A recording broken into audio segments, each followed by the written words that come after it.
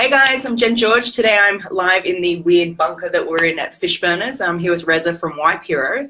Reza, who the hell are you? Hey, my name is Reza. I'm one of the co-founders of WipeHero.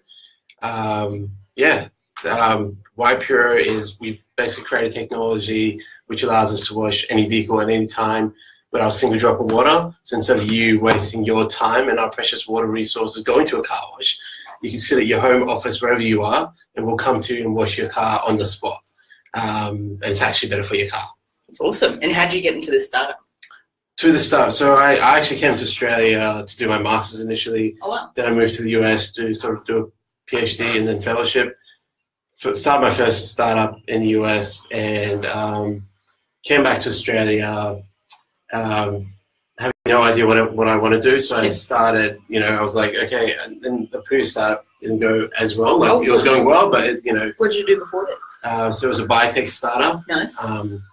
So we had some investment that we had raised, and I guess things were going okay for the company, but we weren't, in terms of the, basically me and the other founder weren't getting along very well. So basically decided to move out of that company soon enough, and came back to Australia, and I had no idea what I was going to do. So I started applying for jobs, and I was like, oh, I want to do startups, but then maybe I need some money now.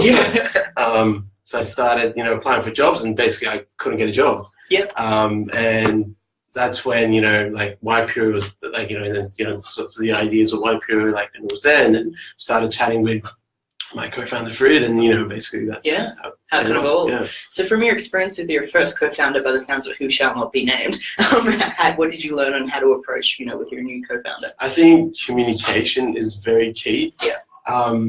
So if you I see my co-founder more than I see my partner. Basically, you're seeing them every day, and there's tension, there's money involved, there's frustration. There's frustration, and and all of that involved. Most people are not as rational as we want to think we are. We're not as rational, as logical and rational as we should be. So basically keeping the communication up, making it very clear on what I stand for, what I think is right, and then getting it out of the way before it becomes into this big thing in your head. Yeah. Rip the band-aid off early. Exactly, and then not only that, but also having a very clear understanding of how you're contributing and how I'm contributing, and making sure that both contributions are very much valued. Whereas I think the biggest issue that me and my other founder had in my previous startup was both very similar people. Yes. We were adding the same sort of values, and then we were clashing because we were basically doing the same thing. So yeah, that makes perfect sense. And so if you were going to find a co-founder again, how would you approach it from day one? Is it jump on Tinder? maybe actually do my work. I don't know. Look, I don't think it's not something that I've nailed down the procedure for it. It's not like, hey, I'm going to go look for a co-founder and I know exactly what to do. Yeah. But it's just that, putting yourself out there, having that exposure, talking to a lot of people, and then having a couple of these rough experiences or learning from a couple of these rough experiences and knowing the right decision to make from there on. But, if I were to be like, oh, I'm going to go find a co-founder tomorrow, I would probably just put myself out there, talk to people and learn from my previous try to implement the things that I've learned before. Yeah, definitely. Do you take any of these learnings into when you're recruiting? 100%. Yeah. Our interviews, who are you? they take a long time. Some of our interviews take up to 5-6 hours sometimes. Are there drinks involved, or is it just... there's a cup of water. But that's startup life. But we just obviously take breaks. It's not like interrogation, but it is pretty intense, and I think it's the way I try to do it is I try to hit them with the same questions from it's basically the same question worded differently. Yep. And once you do that enough times, you end up getting that person even realizing what they're actually saying, and the truth starts coming up rather than the stuff that you should say coming up. So, definitely. And so what size is your team now with WipeHero? So we're 12 people in the office. Yeah. What's the breakdown of that? Is it ops, engineers? Mixture of, we've got 5 engineers, 2 people involved with ops, and the rest of marketing and basically dealing with growth. Great. And we have over 30 people who are heroes, who are the actual people that do the jobs. Make magic happen. Exactly, who are out on the road in Sydney and Melbourne. clean car. So great. Yeah, doing an amazing job. So. Awesome. And so when did you make that decision to hire the first person outside of you and your co-founder? When we basically couldn't, deal with this sort of stuff that was coming in, and even to this day, there's still, I think, in a startup. I'm not too sure. I'm supposed to look at the camera. Look at you. Oh, you can look wherever you want. Okay. It's all about you, so we just need to make sure. But yeah, so the way we do it is that you're always under resourced. At the moment, we're severely under resourced, but it's just that it hits a point where you're like, okay, I'm sacrificing too much for something that could be outsourced to someone else, and then or could be done better. It could be done better because I feel like I'm the king of the world, but I'm actually there's so much stuff going on that. Yeah, that's doing a good job. Yeah. Awesome. And so, when you were trying, do you have a technical background? So I've got an engineering background, so I've learned how to code a little bit, but I can't by any means code at all. So, I know the basics of coding, but So when it came to hiring people, those skill sets, how did you find them? How did you know that they were legit? Yeah. How did you go about that process? I don't even know if I still know. Your guys are sitting there going, no. See, they're not gonna go back to work. Not doing a good job. No, I think it's so. There's three things that are really important for hiring, in my opinion. Yeah. There's knowledge, skill, and just that person and the mentality of that person, how much they want to grow. And sometimes you've got knowledge, but you don't have enough skill. Sometimes you've got a lot of skill, but you don't have knowledge and you don't have the passion to move forward. I think if you tick two of those boxes, then that's fine with me. You can apply the skills. If you tick two of those other boxes, actually the passion has to be one of them. So you have to have the passion, and one of the skill or knowledge ones. As long as you tick one of those boxes, then you can work out. You can either acquire the knowledge or you can acquire the skill that you've never had. Yeah. But and from that, I think it's easier to hire people. Rather than saying, hey, you need to have this skill set. You need to be like this. You need to be like that. Yeah. No, because I come from a completely different background, and I'm doing car washing, which is completely different anyway. So if I've managed to acquire those skills, then I'm pretty sure anyone on the team can do it as well. Yeah, definitely. And so, as a second-time founder, how have you learned to manage your time better and your mental health? And there's a lot of stress when you're running a startup. A lot of people relying on you as a team. How do you juggle that? Look, again, it's not something that I've nailed down perfectly, and you're always learning. Yeah. But it's I think. What I try to do is there's no water here. You were talking about having no water in your interviews. There's no water here. It's bad service. But what we do, what I try to do is have set locations where I do certain things. Mm-hmm. So previously I would just juggle work and everything else at the same time. But even at work, I've got certain places, certain rooms that I go to do certain things, and then I do certain other things that I do. And so at night you have to still work. I know I would like to not work, but most of the times I do end up working. But there's certain things that I just decide at night is for responding to emails. Yep. A little bit more chilled, more there's not a lot of stress on thinking about something, and I can basically close off emails and I can shut down for the day. Yep. So that helps me, and basically taking breaks every now and then before going insane is quite important as well. Yeah. And do you do any specific sports or read books, or is there things that aren't necessarily work related? Look, I love to say I do, but no, I don't. I used to yogi or something. No, I used to spearfish. I used to go swimming every day, but I think I have been pretty occupied with the startup, so I try to hit the gym every now and then, which swimming and gymming every now and then. Yep. But it's not on a frequent basis. So your average at the moment is once per 12 months. Not that bad, but no, I think probably once every week or once every 2 weeks. Good. Okay, cool. Yeah, I try to, It's funny, everyone's got such different approaches to it. They will literally block out every Thursday at 2 o'clock they're doing a dance lesson or something, just something to get them out of their work environment. Whereas others are just when it fits in, it fits in. We've got to go. And I think maybe in the future, we'll have to fit it in. Yeah. But at this stage, I think it's really hard to fit it in. Of course. I did it for a while where I was like, okay, I'm gonna, I'm usually an early morning person, so I get up in the morning, do a couple hours of work, and then right before, come to the office. They would go to gym and then come to the office. Yep. But then like it didn't work out. So fair enough. But that'll keep changing. And I mean, but how do you instill that sort of culture in your team? What is your team culture? Probably a better question. Look, we get asked this question all the time in interviews, and like I say these amazing things about the WipeHero culture. We don't have a culture. If you join WipeHero, you're there to build a culture, right? Yep. We have set values, and we know these things are important. But it's not like these are the things that we stand for. No, there's certain things that we don't stand for. We don't want to be associated with them. But the rest, we are at that stage where we're still developing it. Yeah. And we want all our team members to be involved in that as well. But, basically, the most important thing is as long as you keep the communication up, then the rest of the culture things, if you're feeling like, we need to do this, we need to do that. This is important for the company culture. That all comes along, and you keep building along the way.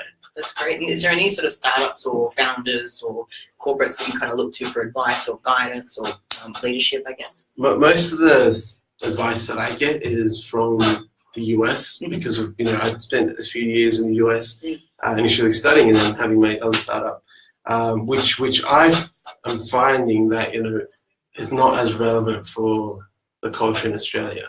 Because, a lot of stuff that you say over there, might be working with that mentality in San Francisco or Boston. Yep. But, when you apply to here, people here, obviously the startups here are different. The cultures, every single culture is different, and it's not working as well. So I am starting to get that experience in the startup community, talk to more people, and get to understand.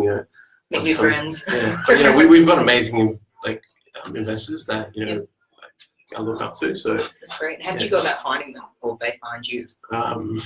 Tinder. Exactly, Tinder. I think it's just basically networking.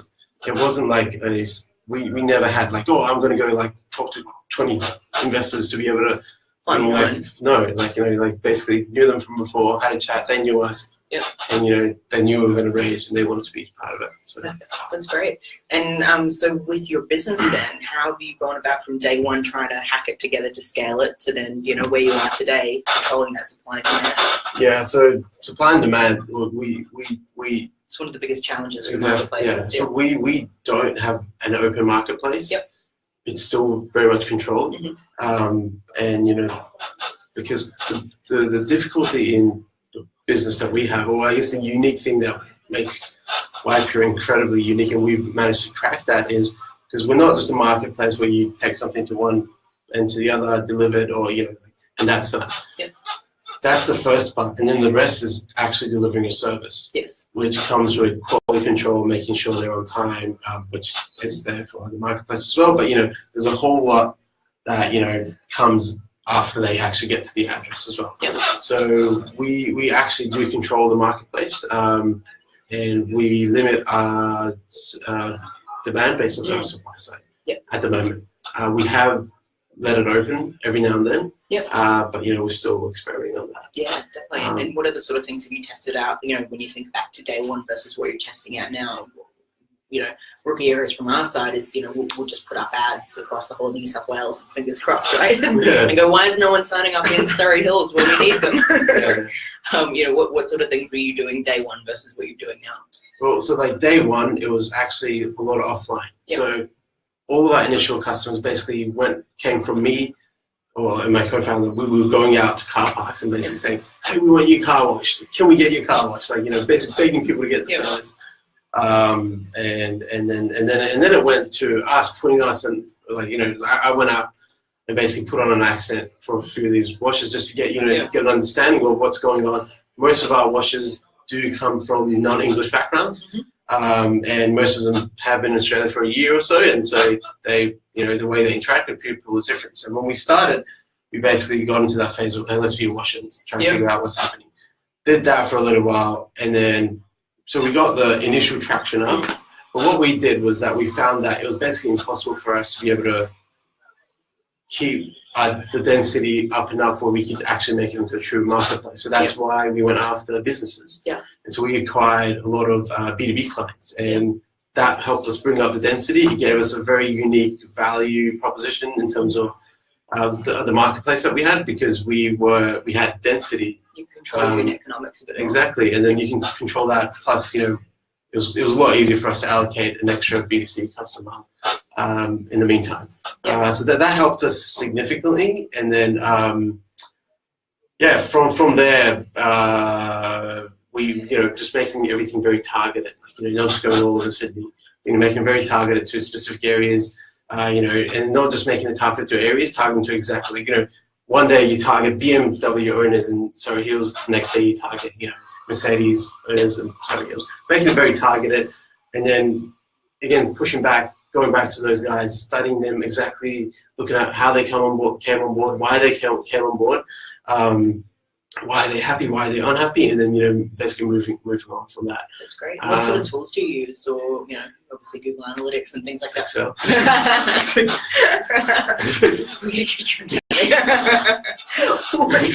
Besides Excel, what are you using?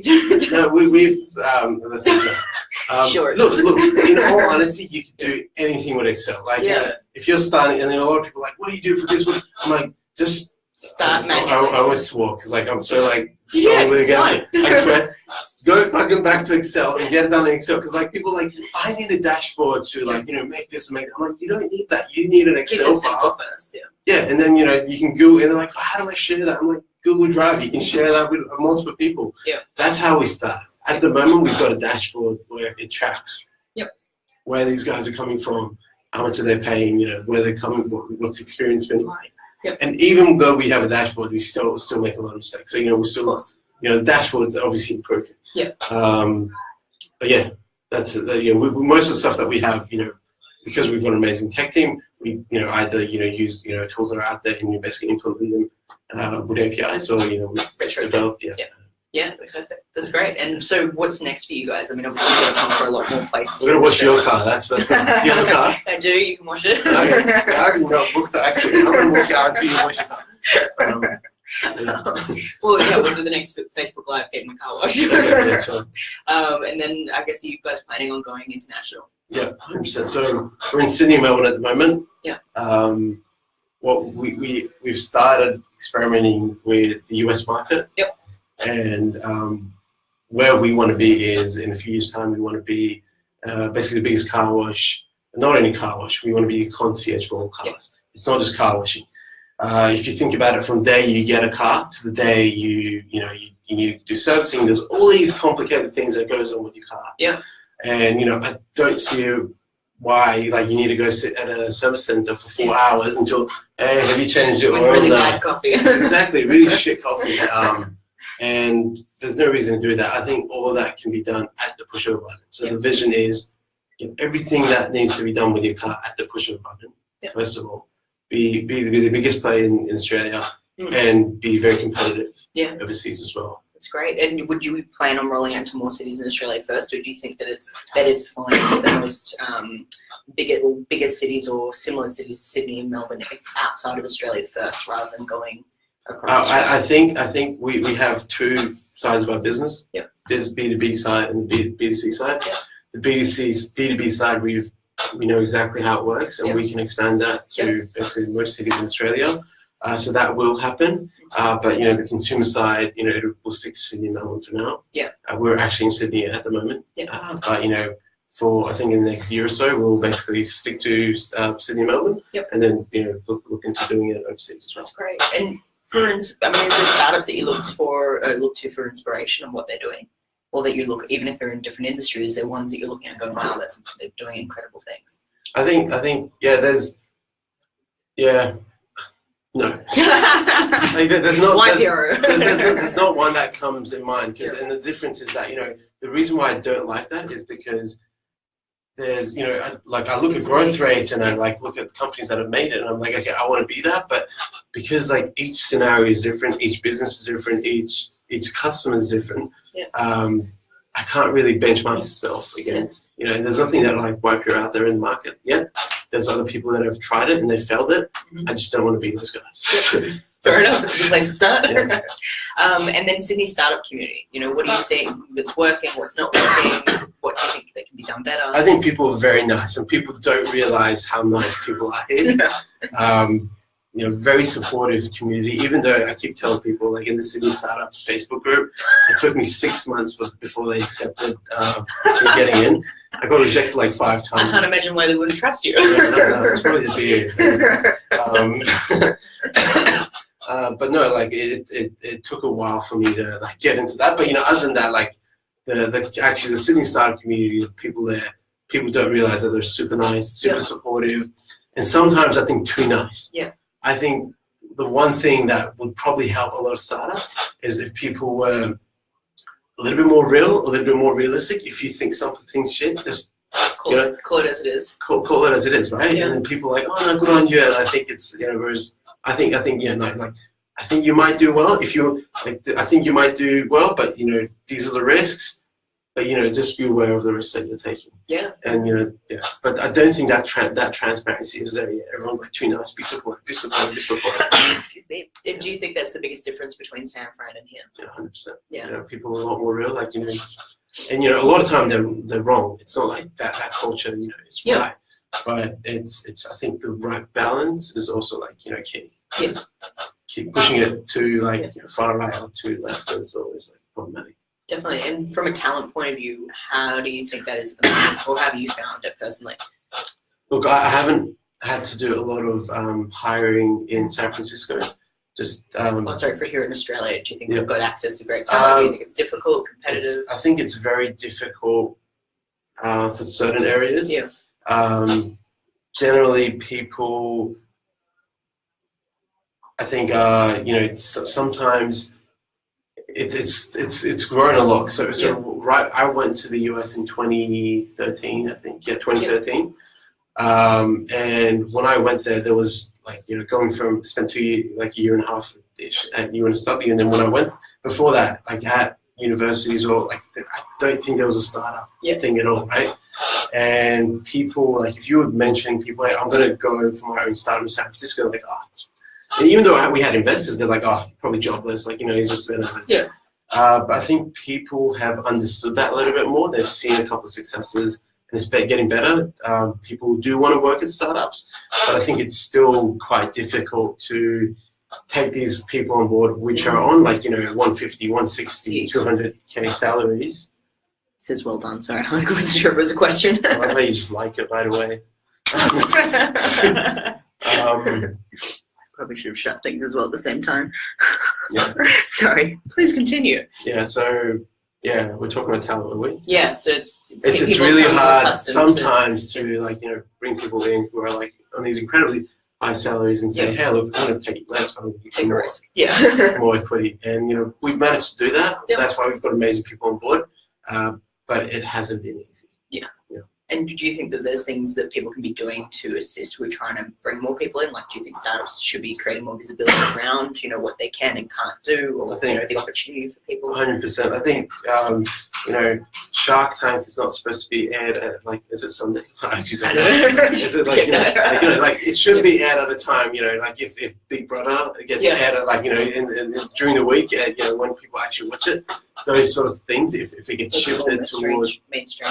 Exactly, and people get, okay, shoot, this is actually cool. I want to do this now. Yeah. And getting that exposure out, would help a lot. Yeah, that's awesome. And I guess then, are there certain podcasts and things that you listen to regularly, or books that you've read that you think people should be reading? I think 0 to 1 is 100% the best book in the world. But after that, I'm very much an article reader rather than 0 to 1 is an amazing book, but what are sources? So TechCrunch, things like that. Exactly. But any article that comes my, our investors send us a whole lot of articles to read every time they see something. Read this. I'm like, okay, cool. But very much in a startup, and I get asked this question a lot. They're like, I want to start this. What do I read? I'm like, okay, read 0 to 1. Yeah. But beyond that, it's not something where you're like, I want to read 20 books and go start something. I think the way I do it is that I keep moving forward, and I'm I actually know nothing about this, and then I need to read I go read a chapter on a book about human psychology, how to what do you do when employees are pissed, right? Stuff like that. Read a chapter on that, and then read an article on that, and then move forward. It's not like you have to study. You have to study. You have to get a bachelor's degree to be able to do this. Yeah. startup. No, it makes perfect sense. And if you, I ask everyone this, so probably to the randomness, if you could have a superpower, what would it be? Oh shit! It's a genie. And you've got like a superhero on the front of your logo, yeah. If I had a superpower, I think I would probably bring a lot more equality to the world. Yep. And what's your experience been with that in the Sydney startup community? I think Australia's fine in terms of equality. There's work that can be done, but I think by equality, I mean giving everyone. You know, a lot of times we think we're really talented, we're amazing, like I'm really smart, and this is the phase that I was really stuck in. But you know, at the end of the day, I am really lucky to be where I am. Like, you know, I was born in Iran, and like I spent pretty much all my childhood and teenage years in Iran. I was lucky that, you know, I wasn't like one of the bad ones in Iran, like, or not bad ones, but, you know, one of the underprivileged ones in Iran.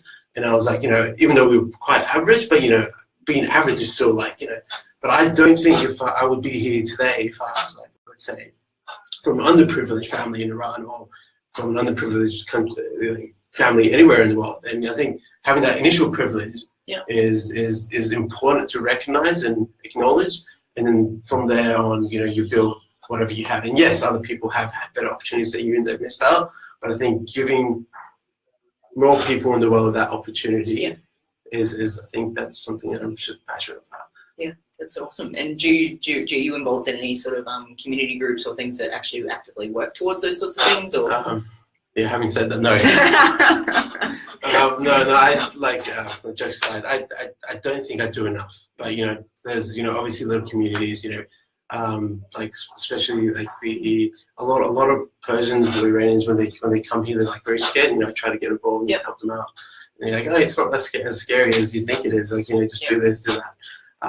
But you know, and you know, basically, you know, a lot of actually immigrants message me a lot because they're like, okay, you just came here a few years ago. How did you do this? And you know, and I keep telling them like I had a very unique situation. I was like a little bit more privileged, but you know, this is I think what you can do to be able to get to that stage. Yeah, no, that's fantastic. Yeah. Well, is there anything else that you want people to know about WipeHero before we finish up?